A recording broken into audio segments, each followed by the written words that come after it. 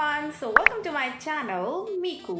आज की वीडियो में मैं आपके साथ लेकर आई हूँ कि एक ऐसी ट्रिक, अगर आप स्टूडेंट हो तो आपको ये ट्रिक बहुत ही ज़्यादा बेनिफिशियल होने वाली है फॉर एग्जाम पर्पस। अगर आपको एग्जाम में चाहिए फुल मार्क्स तो आपको ये वाली ट्रिक को अप्लाई करना पड़ेगा। अगर आप कभी भी नोट्स बनाते हो तो नोट्स के नीचे आप ये लाइन जरूर लिख देना कि आपको ये वाला चैप्टर नहीं आता या फिर आपको इंटीजर रियल नंबर्स ये समझ नहीं आए।